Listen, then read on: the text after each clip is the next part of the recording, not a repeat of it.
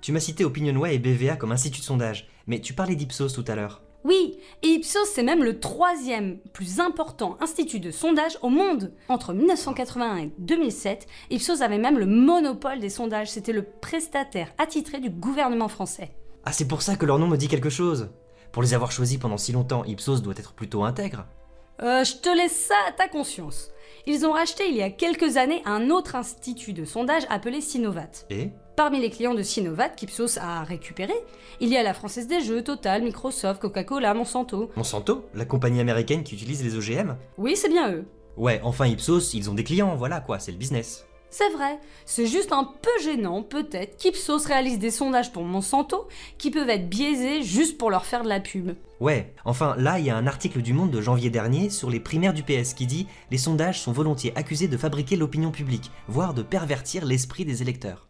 On peut penser ça. Continue. L'enquête électorale du Centre de recherche de Sciences Po, CEVIPOF, réalisée par Ipsos Soprasteria, en partenariat avec Le Monde, apporte la démonstration inverse. Ouais.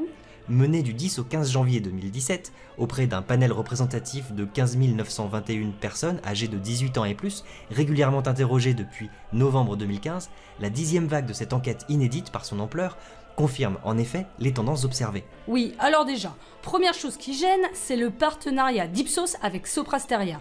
Allons bon, et pourquoi? Parce que l'entreprise Soprasteria fait du conseil et de l'intégration de gestion d'infrastructures, qu'elle a créé la société Evolan en 1999 pour faire de la gestion de crédit aux entreprises, qu'une partie est détenue par la banque BNP et qu'enfin elle a été verbalisée en 2015 par l'inspection du travail à hauteur de 4,5 millions d'euros. Et pour quel motif? Eh bien, l'inspection du travail a exigé de Soprasteria qu'il réalise une enquête sur ses employés, car la durée légale du travail ne semblait pas respectée, et qu'un employé s'était même suicidé. Mais Soprasteria n'a pas fait l'enquête demandée, et donc a été verbalisée. Ok, j'avoue, ce n'est pas cool. Mais en quoi ça te gêne que Soprasteria ait participé à ce sondage sur les primaires du PS? Oh, je me demande juste pourquoi une société comme Soprasteria, qui n'est pas un institut de sondage, collabore à un sondage sur les primaires du PS. Ça jette un doute, non? Ouais. Enfin, il y a quand même Sciences Po qui a collaboré au sondage, c'est sérieux ça?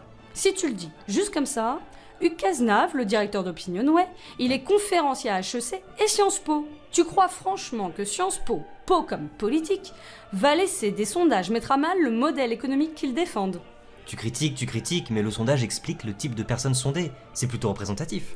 Certes, on comprend bien que ce sont des panélistes, vu que ça fait plusieurs mois qu'on leur demande leur avis. Bref, alors admettons qu'on ne puisse pas se fier à Ipsos, il reste CSA dont tu as parlé.